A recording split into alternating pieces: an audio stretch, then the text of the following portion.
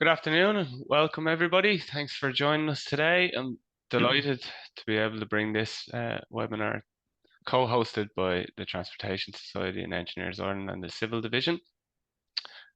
Before we get into introducing the speakers, I just want to give two dates for your diary. The first one is one that the Civil Division are hosting, which is a hybrid event. So we're promoting in-person attendance if you can make it. It's on the 27th of February at 6:30, where Tom Phillips will try to distill the new Planning and Development Act. So one for your calendars, there will be an opportunity for networking at the end of that event. So do make it along to Clyde Road if you can. And secondly, just a reminder that our annual seminar for the Transportation Society will be held in Clyde Road on the 6th of March. So if you haven't already got your tickets, Sinead will drop a link into the chat for anybody who hasn't booked on. There are still some tickets available and the early bird is still open until tomorrow. So on to today's event, I'm delighted to welcome Brendan O'Brien, who is the Executive Manager in Traffic in Dublin City Council, Eoin Farrell, Senior Land Use and Transport Planner with the National Transport Authority, and Claire French, who is both our Secretary and the Senior Executive Engineer in Dublin City Council.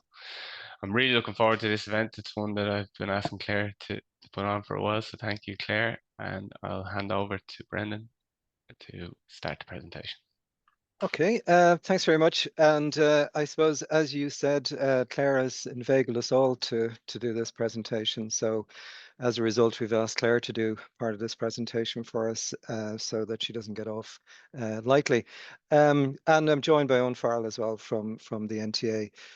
And I suppose what we wanted to talk about was the Dublin City Centre Transport Plan. And I guess what I'm going to try and do is kind of set a bit of context for it. Eoin Farrell is going to talk about the input that the NTA made to the plan, and then Claire is going to tell us what she actually did rather than what the rest of us just wrote that we would do.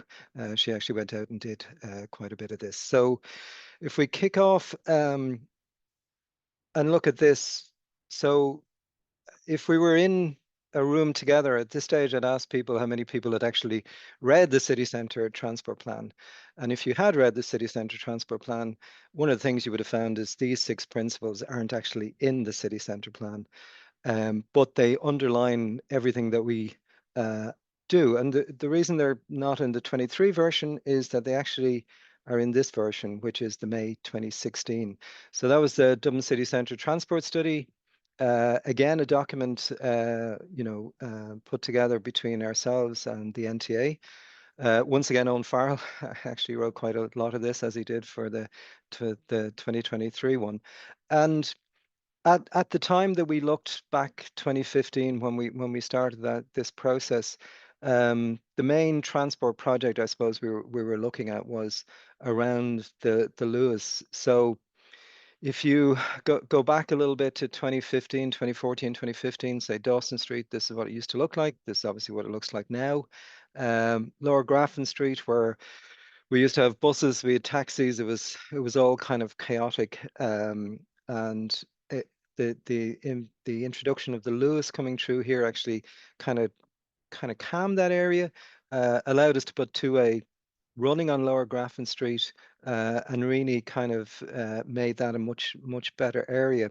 And I suppose the 2016 plan really kind of was the first time that we tried to, in a structured manner, set out how we were going to cope with both transport projects and also then what the desire of the city was. And the desire of the city, as set out in those principles, hasn't really changed. Is to try and make the city a better place, try and ensure more people come into the city, but at the same time making sure, or trying to make sure, that that is actually done by more sustainable modes, the public transport, walking and cycling, that the impact of private car use, particularly as it's coming in the city centre, is minimized. And I suppose from 2015 onwards to when we started in 22, really starting to look at the 2016, or the update of the 2016 plan, they were the underlying principles. And I suppose when we go through what Dublin used to be like before we made some of these changes. This is what Suffolk Street used to look like.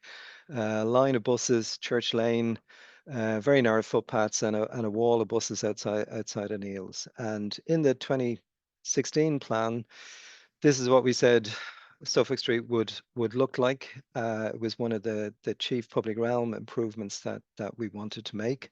And this is what it looks like now with the, I suppose, proper public realm scheme, still a year or two away. But I suppose the principle of it was that by making some traffic management changes in this particular case, it was to radically change the use of Lower Grafton Street to make it two-way for buses and trams. And that meant that the buses could actually come off Suffolk Street, which gave quite a lot of advantages.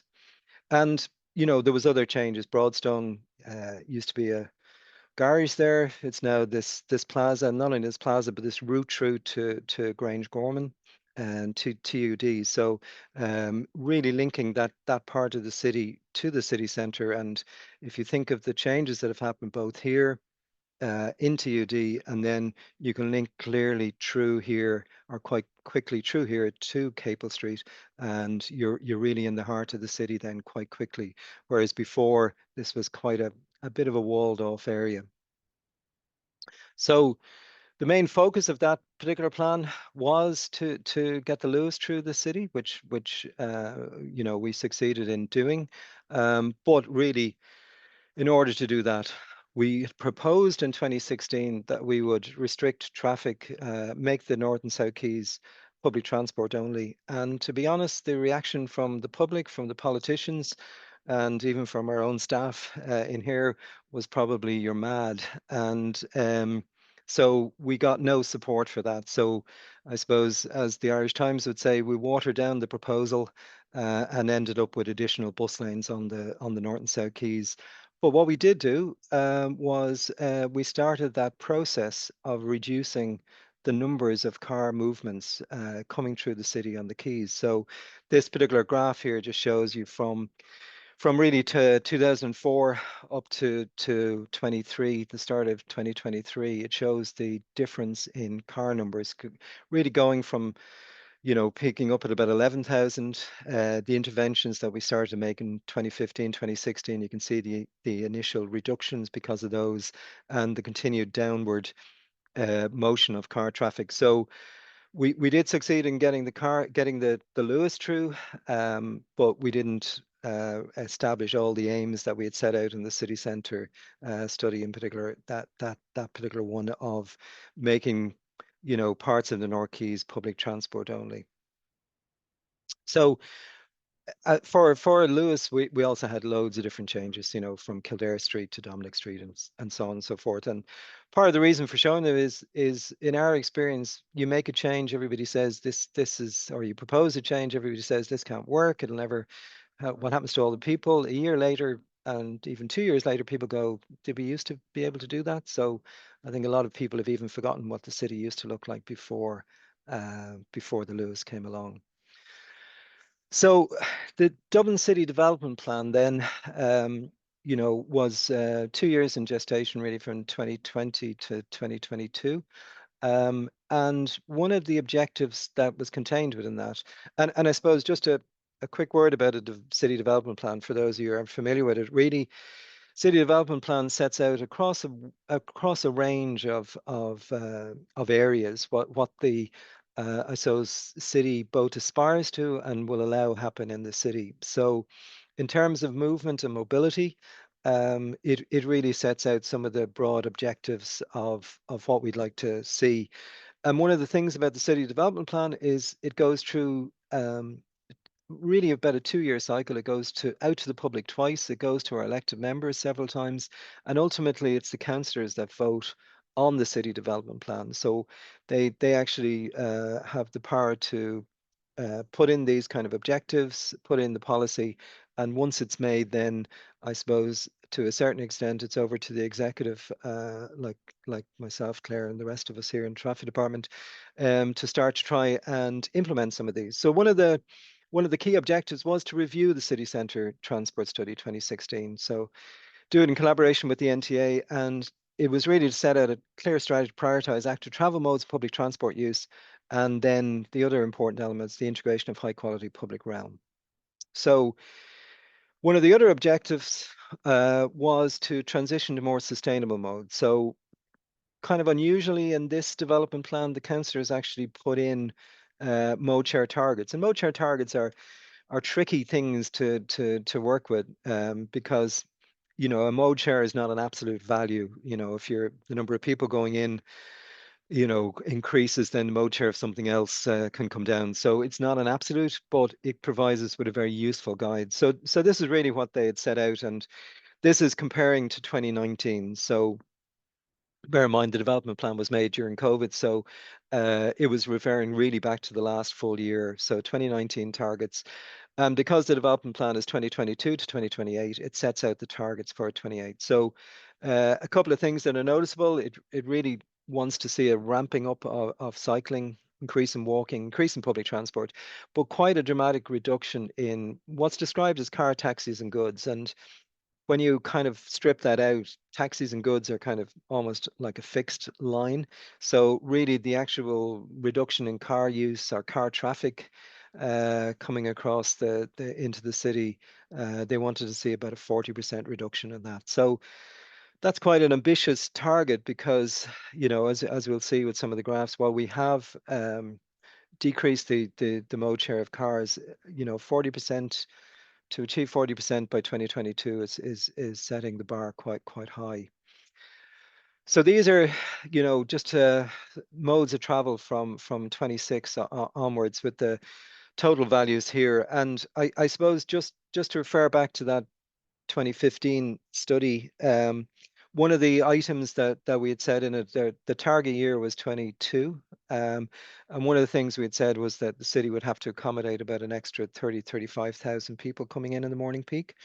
And up to 2019, we actually did accommodate roughly about 20,000 additional people coming in the morning peak, while at the same time reducing the numbers coming in by cars. So we quite substantially increased the public transport use while reducing car use. So we were actually heading in quite a good trajectory until COVID struck. So 2020, we just counted vehicles. We didn't have any data from public transport. And then we've gradually seen 21, 22, the increase in public transport, um, you know, rising quite substantially. So last year it was almost back up at 2019 figures. And in fact, in 24, we don't have the figures for 24 yet, but we're pretty confident that it will actually peak at least equal to 2019, if not an increase in it.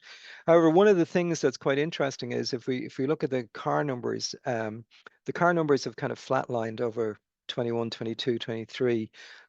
So they used to be up at around 57, 58,000. Um, they kind of have been sitting around the 47, 49,000 mark. So once again, what and I suppose part of that is a number of the measures that we took over COVID, where we significantly reallocated some of the road space. But also was this increase in public transport numbers. So while we're not back up in the total number of people coming in into the city in the peak hours, and that can be for various reasons, working from home, et cetera, et cetera. But when we look at it, the public transport figures in particular are quite good. If we look at it in terms of mode share, and again, bearing in mind we don't have data for mode share in 2020, I suppose the significant thing is that we're now at the highest share of public transport use that we've ever had, and over the period of time from 26 to now, we've reduced the mode share of cars has gone from 37% down to 25%. So bear in mind that really the mode share that we're really targeting for cars by 2028 is to be down around 17%. So you can see that it's quite a challenging one. Some of the other policy and objectives, again, is to promote the modal shift from private car. So again, to work with NTA, TII, etc., on the various different projects.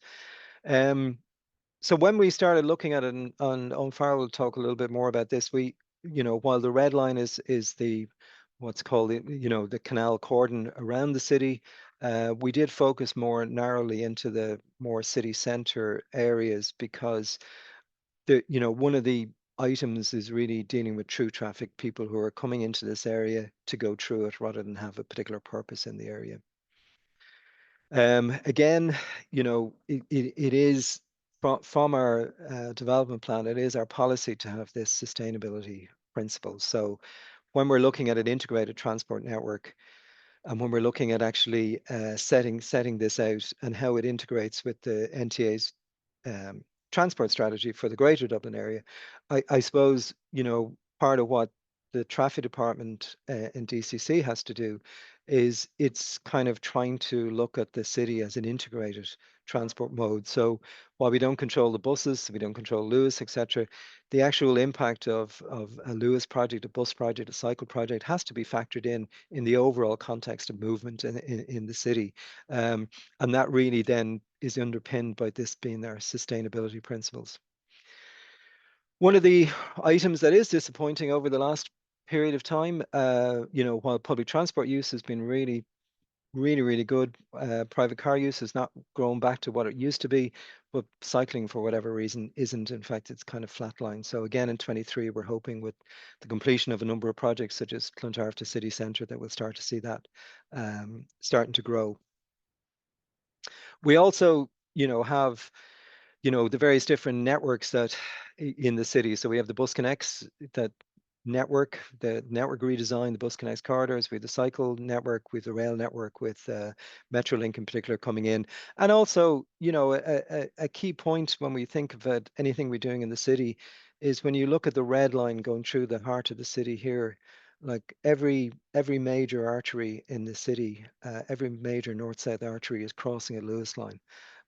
So the impact of Luas, the Luas operations, the frequency, et cetera, is a really important thing in the context of how the city operates. One of the items over COVID, of course, was we took the opportunity, I suppose, in conjunction many times with the local community, as in Grangegorman here, to change Grangegorman from what was just a road with parking to just a filtered permeability with cycling, with planting, etc. And I guess, over COVID, we did a lot of those. And part of what we tried to bring into the city centre transport plan was that idea that you've got really big projects. We have really big projects such as College Green, which will take years to implement. But we can facilitate a lot of those projects by actually making the traffic management changes, relatively quickly and easily, and start to reap the benefit of some of those measures. So Grangegorman has a long-term public realm plan for this area, but over COVID, we put in the filter permeability. We captured the benefits of doing that quite quickly. So that's why, the city centre transport plan has a lot of other items in it, but the main headline ones really, I suppose, is trying to change the general traffic network, and to do those changes relatively quickly, to kind of front load them at the start of the plan. So then later on we can start to see the benefits. And, I showed you Suffolk Street earlier on. We also, South Anne Street was pedestrianised. That'll have a public realm. Capel Street again was pedestrianised. That again will have at some stage in the future more permanent public realm. But at the moment, people can actually reap the benefit of that change of use of that road without the long-term waiting for a more, I suppose, sophisticated plan. So it is our policy in Dublin City Council. So again, this goes to all these policies and everything else go back to our development plan. This is what went out to the public twice and went to our elected members. Our elected members voted on it. And it is to move to a low traffic environment generally, and to increase the amount of traffic-free spaces provided in the city centre over the lifetime of this plan, to create the high quality public realm, but also to enhance the access to and within the city centre by public transport, walking and cycling. So this is the policy of Dublin City Council. It is reflected in the city centre transport plan, and it is reflected through the various different proposals that we have in that, and the various different, I suppose, transport objectives. But I'm just going to pause at this point and hand over to Eoin Farrell, who'll talk. I'll stop sharing for a minute. Who'll talk about I suppose the approach from the NTA and the input that the NTA had to this project. So over to you, Eoin. Thanks, everyone. Good afternoon, everyone. Thanks, Brendan. Thanks for the invite today to go through really the development of the city centre transport plan. Brendan's given us a good background on the context of where the plan has come from, and I just want to bring us through some of the development of how we got to where the 2023 plan is now. The first thing to say really is it was a collaborative effort. Obviously, ourselves working with Dublin City Council, but we just, as I mentioned, for our consultants who worked with us on this particular brief, we had our team from Jacobs, sort of led by Dave King, Matt Foy, San Hung, and Sean, and also just to mention to Cass, who did the environmental assessment. But yeah, it was a collaborative process which took quite a lot of work. Can you see that okay? That was that way. And just, yeah, so just to put a bit of context on where city centres plans come in relation to the overall land use and transport planning environment. Obviously, we're well aware of the national planning for planning context, so the NPF and NIFTY, the NSMP, which gives us a higher the national sort of context for what we put our policies in, and that cascades down towards the regional and local levels. So city centre plans really parallel with the county development plans coming out of the county development plans, but they do need to take the context of the policy decisions which have been made at national and regional level as well. And that's part of where how we developed our policy input to the city centre plan. So Brendan has already outlined a lot of the rationale for why the city centre was developed out of the the city centre transport plan was developed out of the development plan, particularly in relation to objective SNT05. But there is a context in relation to the GDA transport strategy, which the NTA produced. There's probably about 30 of the measures which can be directly linked to implementation of the development plan coming out of the strategy. But in particular, what the NTA are looking to do is develop the strategic networks across the GDA, and there's a number of specific measures which are set down in the GDA strategy, which will be implemented through the processes of, or assisted, sorry, I should say, through the processes of implementing the city centre transport plan. And as I was saying, what is also very important is that the transport plan does give local effect to national policy, and the CAP23 in particular, as well as NIFTY, are two documents which we're bound by, and do give quite specific objectives that we have to get, particularly in relation to our climate targets. So we do need to take that into account in how we would build out the city, and they were incorporated into our thinking in the city centre plan. As I said, Brendan has mentioned some of these points before, but they are really important in terms of what the requirements for the city centre plan were. The numbers which are, and Brendan mentioned mode share, but the numbers are quite stark when we look at what has to be done over the next development plan period. A reduction of cars by roughly 22,000, and an increase in sustainable modes by nearly 50,000. That is quite a significant change, and it is a hard target to meet. And really, what we had to do is look at how we're going to meet that target, and notably, there is a potential for reducing traffic, which is not required in the city centre. And as has been mentioned before, we reckon 60% of when we analysed the data, 60% of the traffic was running through, and in a finite amount of road space, that was an area that we thought could be challenged in relation to how we reorganise the city centre transport networks. The second side of the requirements really is, as I was saying, the strategic networks that we're trying to implement. In order for Dublin to grow as a city, we do need to think about the strategic investments that are being made, and some of these projects are being led on the NTA side. I'm sure you're all aware of them. The Bus Connects network redesign is complete and being implemented. We also have the Bus Connects infrastructure, the core bus corridors, which are being implemented, which will be implemented over the next coming years, with most of the projects now having gone through the board. We need to make sure that we we facilitate them within the city centre. Equally with Cycle Connect, another significant investment project led by the NTA. We want to see that developed and to fill a full network across the region, but that does centre on where our key trip attractors, which would be in the city centre, need to be addressed. And finally, then, just in terms of strategic infrastructure, Metrolink it's a key project, a key project in the GTA transport strategy, but we need to facilitate the development of that project. It is important that we are planning for the implementation of such strategic infrastructure, which would have a significant impact on the city. So those were taken into account.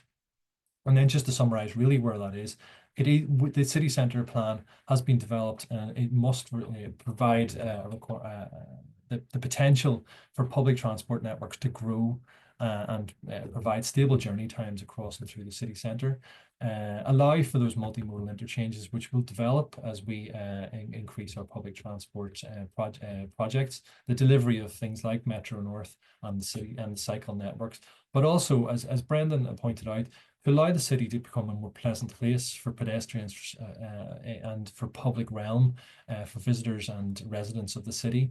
This is quite important, and it does link it to the development plan. That's what we are trying to do. And finally, an extremely important element of the context of this the city centre plan was to ensure that we maintain accessibility and the ability for businesses to operate within the city. They are the lifeblood of the city, and we need to preserve that. Otherwise, the city doesn't function.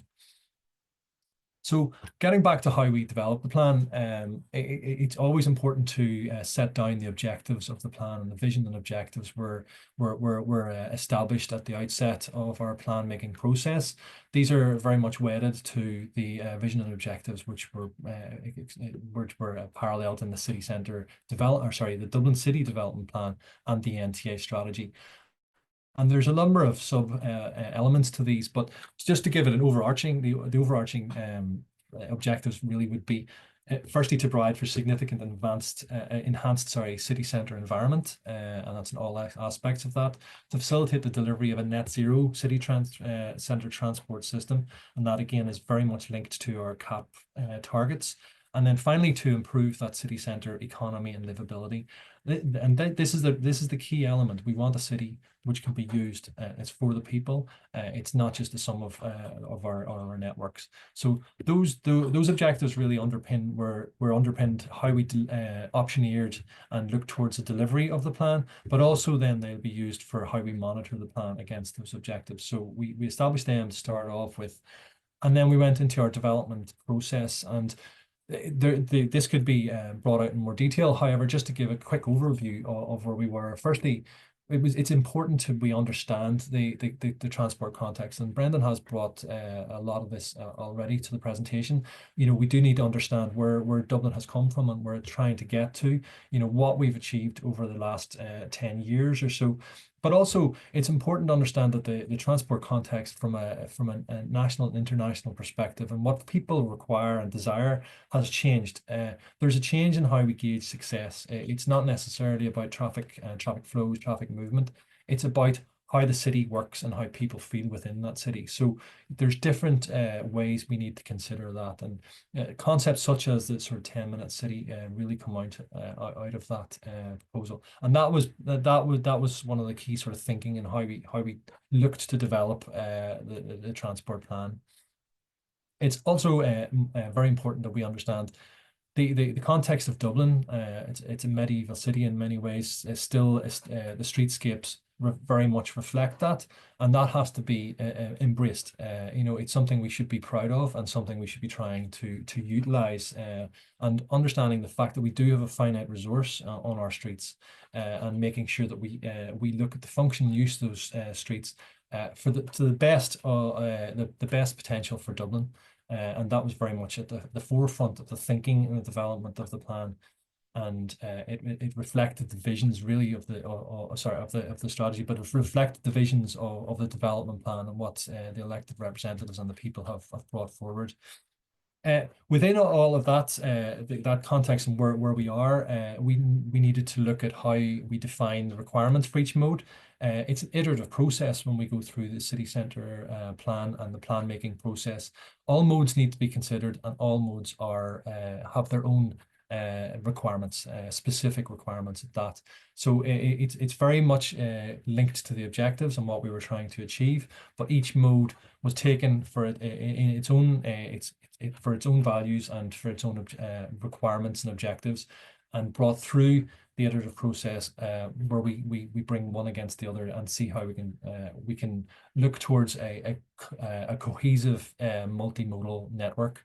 So that, as you can imagine, is not an easy task. That is there's a presentation in that alone. But each of the modes then were sequenced out. But I'll mention just three in particular, which are of importance. Firstly, walking, wheeling. That is the cornerstone of the city. All public transport users or people who are visiting the city will end up eventually on the street network, and that was an important concept that we had to bring in. Secondly, deliveries and servicing. As I mentioned, the cornerstone of the city is the retail and the employment aspects, and we want to maintain that. That is the primary concern of the transport plan that was brought in.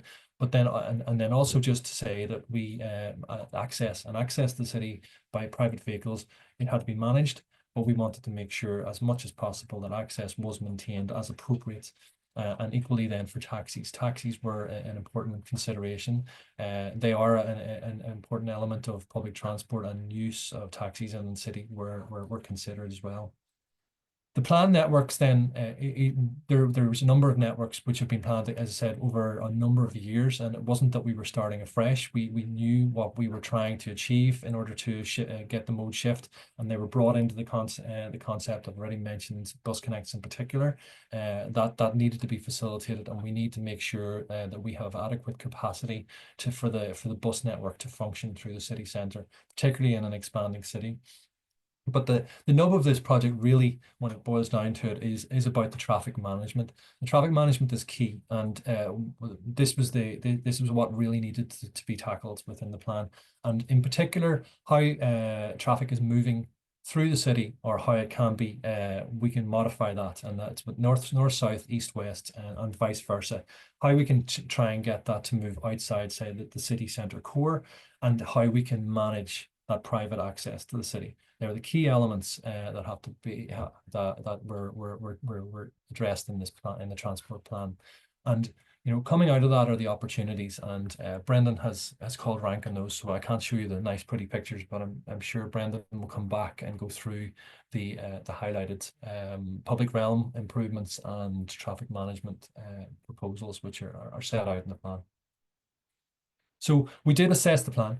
We went through the methodology, and we brought our proposals into and modeled them.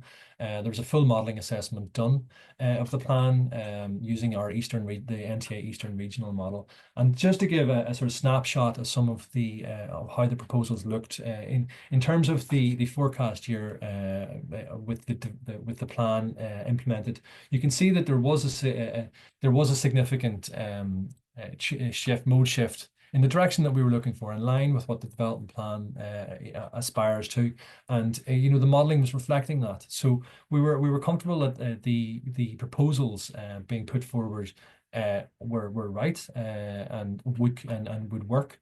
And just to look on the right hand side there, which just shows the comparison, the flow differentials, and the top figures for public transport, the one below for vehicular traffic. And as you can see, as would be anticipated, there's a significant growth in public transport use along the quays. It's notable slight decline on the Luas line. That's because the speed through the model was bringing out that there was more attraction towards the quays, and also you can see that with the reduction of the bus movements through College Green, and that's a result of the bus network redesign changes. But equally then you can see with traffic management that there is a reduction on the quays and through the core city centre, which is what the plan was proposing to do. So we were confident that the plan based on our modelling would be successful. It's also critical to point out that there was a full environmental assessment which run in parallel to the plan, and we also did an EQIA, an equality impact assessment. These are critical, and it's no longer can be considered as something which is a nice to have. It's essential that the full environmental considerations are given. And as I said, we were ably assisted by David Lestrange and Cass in the development of our SCAA. And these are areas which now are really, well, apart from having to comply with the legislation, they are areas which are being increasingly scrutinised and used as a mechanism for legal challenges. So we were careful, and we brought that through the full process, and it's done now. And as I said, the EQIA is also a process which is relatively new in Ireland, but something which the NTA have committed to do. So just then finally to say, we did a full consultation on it, running for a period of over 11 weeks. We got 3,500 submissions, which is a significant amount of submissions. Just to bring that a bit of context to that, you would get, I think Dublin City Council got 4,000 submissions on their development plan alone. And when on lesser schemes where we would be expecting 100, 150 submissions. So 3,500 is a significant amount of people. And then there was overwhelming support. The figure on the right-hand side there, without looking necessarily at the questions, if you look at the colours, green is general support, red is against. So you can see that there was overwhelming support from the majority of the people who came back on that. It was important to note that there were certain groups which needed were consulted specifically. We did contact DPOs, and they were invited to make submissions, and there was also further detailed consultation required. That's in particular in relation to the car park owners. We had Diageo, Guinness, and politicians were contacting that. But a significant consultation was run in the process, and we were very comforted by the levels of support that came back. And finally, just to highlight some of the outcomes, as I said, this information is mostly extracted from the model, but we would be looking at a 60% reduction on car traffic in the city centre, much more reliable and frequent public transport provision in the city centre. And Claire will point out some of the things which have been implemented so far, which would certainly parallel that aspiration. A significant reduction in emissions and noise, which is a real positive for residents and visitors within the city, and significant improvements for pedestrians. And just based on the modelling information we were taking out, that you could see a 30% reduction in waiting time at junctions, and specifically a 17% reduction on O'Connell Bridge, one of the major crossing points in the city. And again, this is a real opportunity for us to open up space to improve our other cycling projects, Cycle Connects, and our bus project, Bus Connects. So we're very hopeful that the outcomes will be implemented, and we'll get that levels of success. And the final thing I'll mention is that we do anticipate that we will implement a monitoring program as we go along here. Brendan's mentioned the canal cord and counts. We do have that information, and we track that. We've improved information on our journey times, so we will track that to see, and we have environmental monitoring, which goes on across the city, and we'll have a look at that. Finally, just to say, we will keep an eye on how we're getting on with the implementation of that, which Claire has ably started. So on that note, I might hand back to Brendan, or we'll go straight to Claire for the next. No, you can hand back to me. Yeah, sorry, yeah, Brendan. Thanks everyone. Thanks, Eoin, for setting that kind of context. So, just very quickly, I suppose, as I said at the start, part of what we're trying to do here is we're kind of front-loading traffic management changes. So we're kind of front-loading the idea of changing how people use the city, and it's part of that is changing, I suppose, people's mental map of how they get around the city as well. So the changes that we're proposing, are some of them have been implemented already. Bachelor's Walk, Aston Quay, Western Row. Left turn only for public transport, and allowing us the opportunities to start to improve Pearse Street, Tara Street. And part of the reason for that is as Eoin would have mentioned, we have a metro station right beside us, beside Tara Street, Beresford Place, Customs House Quay, College Green, Dame Street, so Parliament Street. So Of these interventions, as I say, Bachelor's Walk and Aston Quay are in for about 6 months. Western Row changes is due to happen in the next couple of months, and as is the Parliament Street change. And we're hoping that College Green, Dame Street, the implementation of the traffic management measures in College Green, Dame Street will be implemented in somewhere 2026. So that'll be quite a change in that area. So I guess going to the North and South Keys, part of the thinking here for making those changes was one, this is a really, really important public transport corridor, and it's going to get more important as those bus connects corridors start to be built and as more, buses start to come in along these routes. Secondly, they're really important for cycling as well. While we have interim measures along the quays, there's more work that needs to be done on the quays from a cycling point of view and from a pedestrian point of view as well. So starting off with the notion of what has sometimes been described as a dual carriageway in the city centre with a watery median. So if you think of 3 lanes either side at some points through the heart of the city centre, that was a key challenge for us, was to start changing people's perception that in order to get into the heart of the city centre or to go to, the Three Arena or Crow Park or whatever, that the way to do it was to drive straight down the quays. So that was part of that whole process. And Claire's going to talk about, what actually happened and what the results were there. But part of the reason for doing it as well is, we've got huge numbers of buses, we've got huge numbers of pedestrians, Luas, private buses, etc., etc. And when you look at it, 2% of all the people using O'Connell Bridge is in cars. So we really do have, we have to kind of take that as that if we want to start changing the city, we start from the very city centre and start to work outwards, and that's what's really driving those changes.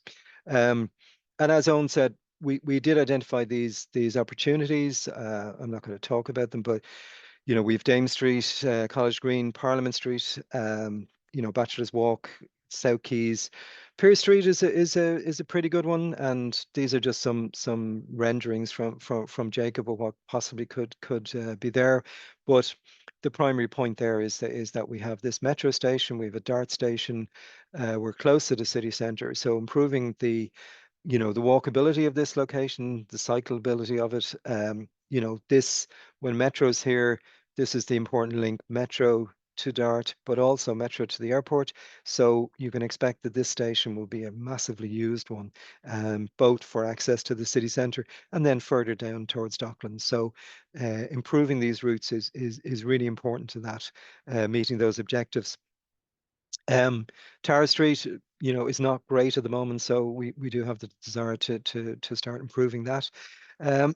We have the Customs House and Beresford Place, and I suppose when a lot of people think of Dublin and this area, this is the big gyratory, the one-way gyratory system, which is really poor for pedestrians, poor for cycling, and not great for everybody else in many ways. So the opportunity through this study to start to make some progress on what we can do in this is a huge opportunity for us. So, and again, if we do Beresford Place, so if we think about Tara Street, Pier Street leading into Tara Street across into Beresford Place, we start to get we start to see Gardner Street then being an area that from point of movement particularly for cycling or walking, it's not a great area at the moment. So again, we'd like to see some changes there in those locations, and places like Lincoln Place, we can start to divert some of the traffic around that area.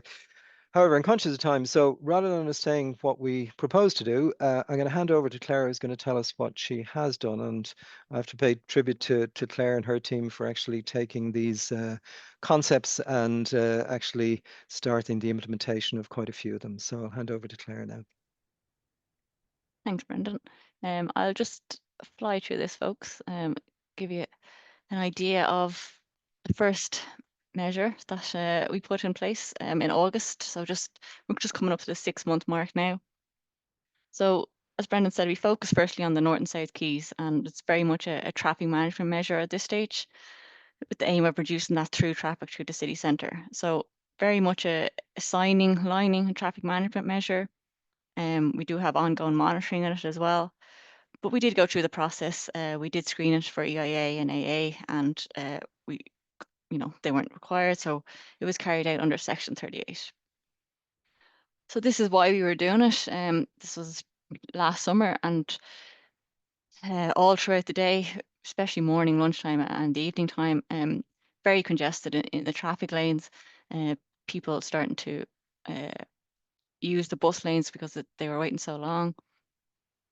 And we have these problems, especially in the morning and evening peak, where there's a huge volume of buses, Dublin bus, and other commuter services coming down the quays.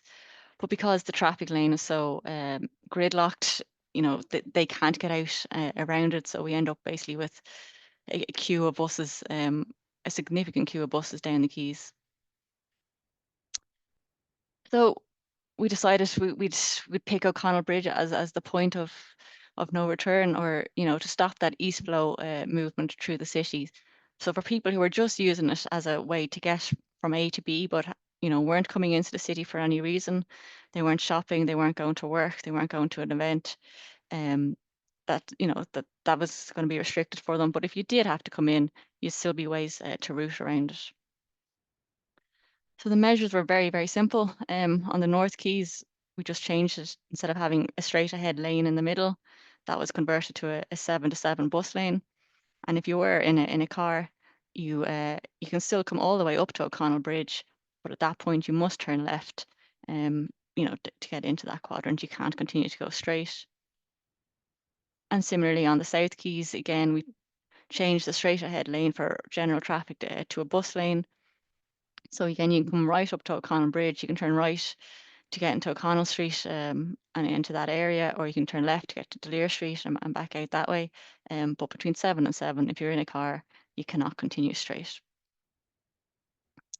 So a big part of these messages was, I suppose, how do we explain this? How do we get the message out?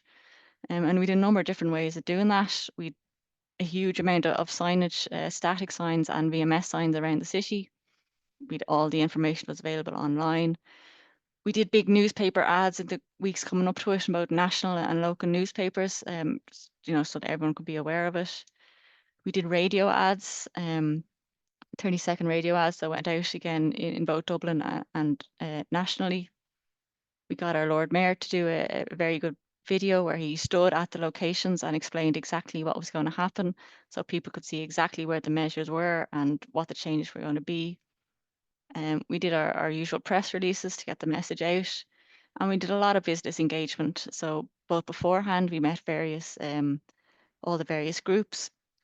Any business that wanted an individual meeting, they were accommodated. And then Lucy here in our team, she went door to door to every business along the quays where it was affected, called into them all and explained it. So time consuming, but very effective. So people could ask their questions, understand the changes, and know who to contact if they had questions after it went in. So these are the type of signs that were everywhere, in the weeks coming up to it. So if you were a regular user of the route, you'd know something was going to happen. The NGA helped us out in putting together kind of, simpler maps to go out for the public. We don't need all the details of what signs are changing and all that, but just what the general changes were, and explaining, what the difference is come the 25th of August, before prior to that. And they went out in the newspapers as well. The Lord Mayor's video, so they said, so he stood on O'Connell Bridge at the different locations and went through all the different measures, pointing out where you would no longer be able to turn left or go straight. And our press release, I suppose, worked. It was widely reported on, but very much still all about the cars. So even though it's really a public transport scheme and improving public transport, the media very much picked it up as a measure against cars. Which is I suppose the way just they report things at the minute. So what we actually did then, very, very simple, change the signs, make sure you couldn't keep going straight, change the road markings in terms of the arrows. We traffic management on site for the first few days or first few weeks, just to guide people and make sure they were using the correct lanes. And then what's becoming really, really important is advanced notification to all the major mapping companies. We learned this on Capel Street, where the changes hadn't been made on time. And we had some interesting mornings the first few days. So this time we made sure that all the major companies knew in advance the changes. And it's really an important aspect of it. First week of it, for some reason, change was undone one of the afternoons, on Friday afternoon, that Coldplay were playing, and straight away it was back to what we had before. We'd big queues down the quays, and despite all the signs, all the lines, Google was telling people they could keep going straight down the quays, and people kept going straight down the quays. So it's really important to get them on board. And I suppose it's just interesting to see the power that they have in actually, making changes. So if we could have just made those changes through the mapping companies without doing anything, we would have probably seen a 70% decrease, straight away. So these are the measures, very simple, no groundworks, just changing the sign, changing the lines, changing the signs, and putting down some red surfacing to really emphasize, this is a change, signs going up where they need it, but not excessive amount of signs, just what was required. And again, having the TM people then out for the first couple of weeks, just standing at the locations, waving people into the correct lanes, and just to emphasize again that something had changed in the area. So did it work? I don't know. It looks pretty successful to me. Straight away, you could see a major difference on the quays. During times that were really typically very busy, suddenly it was very quiet. And you really notice that if you're down on the quays, the difference in noise compared to what it was. And also, I suppose, the amount of space that is now available to maybe start thinking about doing something else with it. So again, it's just the same angle, same time of day, just coming up to 1 o'clock on a Tuesday afternoon, completely different. And people did start to notice it. Headlines started to change a bit, and even social media was very much on the ball, and we did get lots of kind of comments like this, and a few emails in as well to say, if this continues, this is going to be my new way of coming into work or coming into the city. So I couldn't leave without showing a few graphs. So we have done traffic counts. We did them kind of a month later. We have our 6-month traffic counts taking place later this month, which will really, I suppose, see how things have settled down. But certainly the initial results, extremely positive. Big increase in the number of buses. Big decrease in the number of cars, LGVs. Taxis, a slight increase. Cyclists stayed about the same. We'll see if that kind of picks up now in the 6-month one. But the key thing really, I suppose, is the amount of Dublin bus and other buses that have increased on the quays. And I suppose in that short time, we had about 330 extra buses every day going down the quays, which has created a capacity for about 30,000 people. Now, that's not going to all be used, and the buses will start, rescheduling their timetables a bit, but it just goes to show, through very simple measures, how you can change the capacity and increase it significantly by focusing on public transport.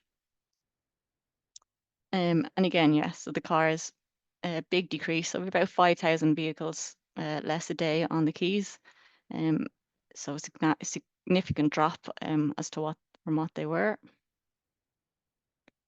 And our big 5-axle HGVs, which aren't really suitable for a city centre, we have that flat line between the 7 to 7 hours, and now we're at about half the number we had previously over the 24 hours. So that's a big increase or big difference, and a big change for safety in the city centre as well. And just to note that our monitoring does extend beyond city centre, so we are looking out all around the city. We've counts in a wide area, just to see, I suppose, are they going up or down, or I suppose try and see where people are rerouting to, if they haven't shifted mode. But really, so I'll just kind of finish up now. But the big winners are the buses. I suppose this was kind of over a 2-week period in October. And this is a route kind of going up and down the quays.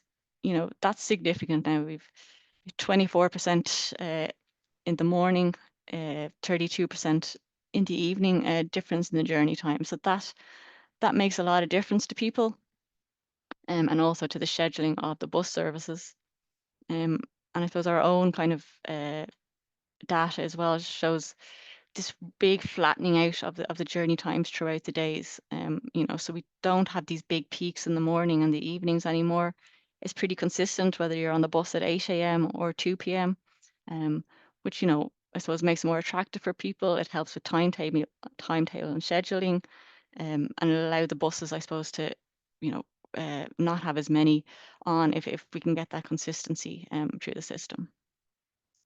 So just to finish, I suppose we have all these different measures, and we've started those first few. This year we'll focus on Parliament Street and Westland Row, while working away then in the background of the rest of them.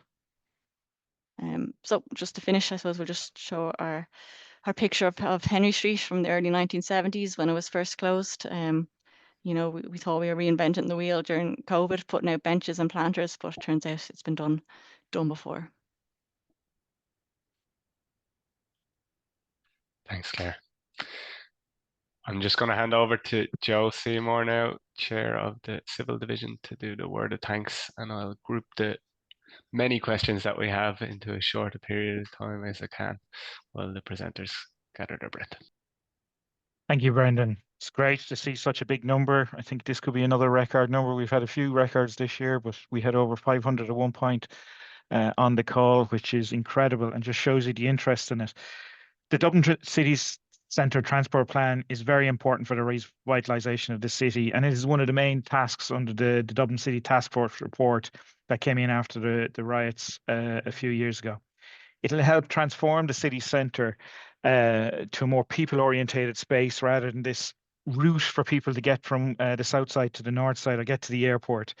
It'll facilitate those who are looking to stop and shop, stop and work, or just hang out in the spaces. The presentation really highlighted the complexity and the challenges faced by Dublin City Council in implementing the scheme so far, and I'm sure there'll be many more challenges to come as we move through the next phases of the project. But it is great to see how it has helped, had such positive impacts in a very short period. I personally found it very hard to imagine what the Bachelor's Walk was like 10 years ago with 10,000 vehicles on it. And then I was starting to think, I'm here nearly 30 years, 20 years ago. It's almost impossible to remember the amount of vehicles, heavy goods vehicles that used to line up and down the quays to get to the port. And I think that's a very important point. Things change in urban areas. We transformed urban areas to facilitate car movement over the last 50, 60 years. We now need to transform it back to make it a more people-orientated space. And people do forget very quickly what it was like. I have changed my way of traveling around the city because of the quays. I have now go towards the quays rather than away from the quays. And I tell people to go to the quays. And that's before the little piece of cycle track that was opened this morning came in place. But on behalf of Engineers Ireland, I would like to thank Brendan, Eoin and Claire on another excellent presentation. And I look forward to watching how the city centre is transformed in the years ahead, and wish the Dublin City Council teams implementing the schemes the very best of luck in their endeavours, as it's never easy doing change. And you don't get the praise afterwards if it's a success, but you'll hear about the negative ones. But I've seen the success, and I really appreciate the work that's been done by Dublin City Council in making my personal life really good, and I hope for others as well.